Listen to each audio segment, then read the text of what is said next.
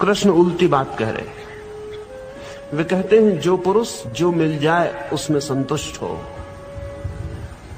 तो फिर उसे कर्मबंध नहीं बांधते।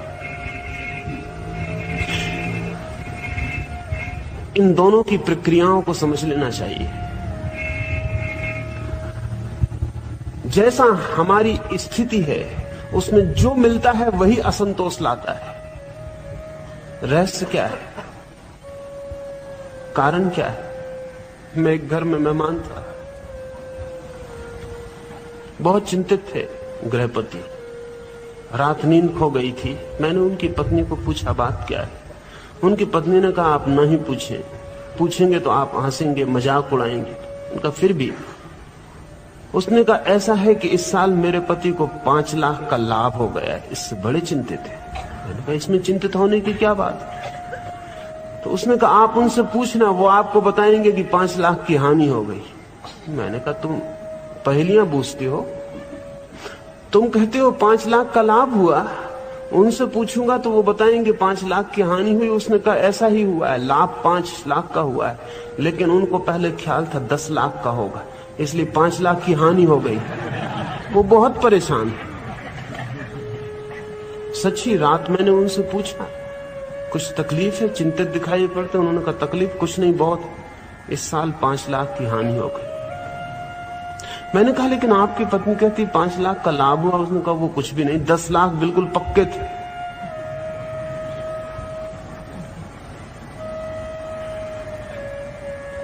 असंतोष का राज, असंतोष का भी अपना कीमिया है, केमिस्ट्री। वो केमिस्ट्री ये है, जितना बड़ा असंतोष पाना हो उतनी बड़ी अपेक्षा चाहिए। छोटी अपेक्षा से बड़ा असंतोष नहीं पाया जा सकता। अगर असंतोष कमाना हो तो बड़ी अपेक्षाओं के आकाश फैलाने चाहिए। जितनी बड़ी अपेक्षा उतना बड़ा असंतोष। काश इस आदमी की अपेक्षा 10 लाख की न हो के 5 लाख की होती, तो हानि बिल्कुल ना होती। अगर इस आदमी की अपेक्षा 2 लाख की होती तो 3 लाख अतिरिक्त लाभ होता। अगर इस आदमी की कोई भी अपेक्षा ना होती तो 5 लाख का शुद्ध लाभ था, हानि का कोई प्रश्न ना था। अगर इसकी अपेक्षा बिल्कुल ना होती तो 5 नए पैसे के लिए भी ये परमात्मा को धन्यवाद दे पाता। अपेक्षा 10 लाख की थी, 5 लाख के लिए भी धन्यवाद नहीं दे पा रहा है। 5 लाख जो नहीं मिले उनके लिए क्रोधित है। अपेक्षा जितनी बड़ी उतना बड़ा असंतोष, अपेक्षा जितनी छोटी उतना कम असंतोष। अपेक्षा शून्य, असंतोष बिल्कुल नहीं, ऐसा गणित है। कृष्ण कहते हैं जो पुरुष जो मिल जाए उसमें संतुष्ट है। कौन सा पुरुष संतुष्ट होगा? वही पुरुष जो अपेक्षा रहित जीता है, जिसका कोई एक्सपेक्टेशन नहीं है, जो ऐसे जीता है जैसे जीने के लिए कोई अपेक्षा की जरूरत नहीं है। फिर जो भी मिल जाता है वही धन्य भाग, उसके लिए ही वो प्रभु को धन्यवाद दे पाता है। फकीर जुन्नैद एक रास्ते से गुजरता था, जोर का एक पत्थर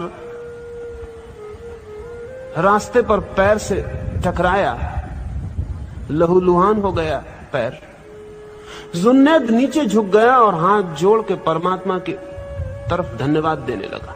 साथ में मित्र थे, उन्होंने कहा जुन्नैद पागल तो नहीं हो गए? हमने कभी सुना नहीं कि किसी के पैर में पत्थर लगे, लहू गिरे और वो परमात्मा को धन्यवाद दे। जुन्नैद ने कहा फांसी भी लग सकती थी। जुन्नैद ने कहा फांसी भी लग सकती थी। धन्यवाद देते हैं परमात्मा को कि सिर्फ पैर में पत्थर लगा और निपटे, फांसी भी लग सकती थी। ये जुन्नैद जिन मित्र की मैंने कहानी कही उनसे ठीक उल्टा है। ये कहता है फांसी भी लग सकती थी, लेकिन जुन्नैद को अगर फांसी भी लग जाए तो भी वो धन्यवाद दे पाता, क्योंकि फांसी से बड़े दुख भी हैं।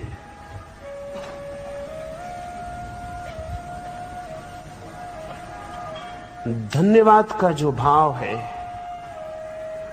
वो उसी व्यक्ति में हो सकता है जिसकी अपेक्षा कोई भी नहीं।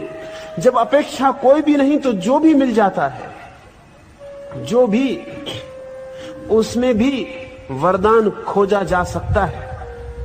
और जब अपेक्षा बहुत होती तो जो भी मिल जाता है उसमें ही अभिशाप का आविष्कार हो जाता है, उसी में अभिशाप खोज लिया जाता है। खोज हम पर निर्भर है।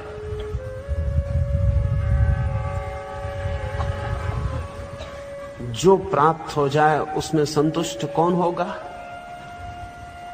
जिसने और ज्यादा प्राप्त नहीं करना चाहा। सच, जिसने प्राप्त ही कुछ नहीं करना चाहा, उसे जो भी मिल जाए वही काफी, जरूरत से ज्यादा है। और एक बार किसी व्यक्ति को यह रहस्य पता चल जाए तो संतोष के आनंद की कोई सीमा नहीं है, असंतोष के दुख की कोई सीमा नहीं है, संतोष के आनंद की कोई सीमा नहीं, असंतोष के नरक का कोई अंत नहीं, संतोष के स्वर्ग का भी कोई अंत नहीं। लेकिन संतुष्ट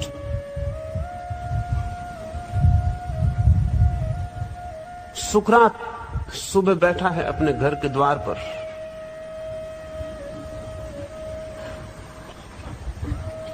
कुछ बात चलती है, कोई प्रश्न पूछ रहा है सुकरात से, वो जवाब दे रहा है। उसकी पत्नी चाय बना के लाई, पीछे खड़ी, वो क्रोध से भर गई। सुकरात ने उस पर ध्यान नहीं दिया, वो अपनी बात में तल्लीन। स्वभाव था, शायद पत्नियों की सबसे बड़ी आकांक्षा पति उन पर ध्यान दे, इससे ज्यादा दूसरी नहीं है। क्रोध से भर गई, इतने क्रोध से भर गई कि उसने केतली भरी हुई गर्म पानी की सुकरात के ऊपर डाल दी। उसका आधा चेहरा जल गया। जो प्रश्न पूछ रहा था वो घबरा गया। उसने सुकरात से कहा कि ये क्या हो गया? सुकरात ने कहा कुछ भी नहीं हुआ, आधा चेहरा बच गया है। प्रभु को धन्यवाद, पूरा चेहरा भी जल सकता था। सुकरात हंस रहा है आधे जले चेहरे में, क्योंकि उसे उसकी दृष्टि जले हुए चेहरे पर नहीं, उसकी दृष्टि बचे हुए चेहरे पर है। पैर में जरा सा कांटा गड़ जाए हमें तो ऐसा लगता है सारी दुनिया व्यर्थ हुई, कोई परमात्मा नहीं है, सब बेकार है, अन्याय चल रहा है सारे जगत में। मेरे पैर में वो कांटा। शरीर के हजार हजार सुखों के लिए कभी परमात्मा को धन्यवाद न दिया, एक छोटे से कांटे के लिए शिकायत भारी। मैंने सुना है एक फकीर बहुत दिनों तक एक बादशाह के साथ था। बादशाह का बड़ा प्रेम उस फकीर पे हो गया, इतना प्रेम हो गया कि बादशाह सोता भी रात तो फकीर को अपने कमरे में ही सुलाता। दोनों सदा साथ होते। शिकार पर गए थे,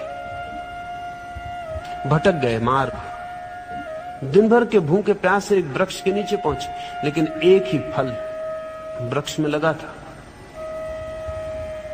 बादशाह ने अपने घोड़े पर से हाथ बढ़ा के फल तोड़ा, लेकिन जैसी उसकी आदत थी पहले फकीर को खिलाता था कुछ भी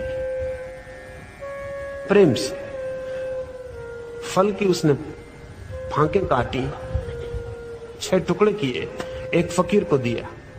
फकीर ने खाया और उसने कहा कि बहुत स्वादिष्ट, अद्भुत, ऐसा फल कभी खाया नहीं, एक फांक और दे दे। दूसरी फांक भी फकीर खाता। कहा बहुत अद्भुत, सम्राट से कहा एक फांक और दे दे।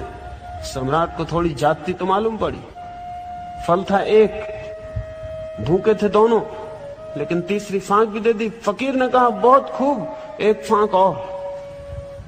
सम्राट को जरा कठिन मालूम पड़ा, लेकिन फिर भी एक फांक और दे दी। फिर आखिर तो एक ही फांक बची। फकीर ने कहा बस एक और। सम्राट ने कहा जाति कर रहे हो, मैं भी भूखा हूं। फकीर ने हाथ से फांक छीन ली। सम्राट ने कहा रुक जाओ, फांक वापस लौटा दो। ये सीमा के बाहर हो गया। मेरा तुम पर प्रेम है, इसका क्या मतलब? तुम्हारा मुझ पर जरा भी प्रेम नहीं। सम्राट ने हाथ से फांक वापस छीन ली।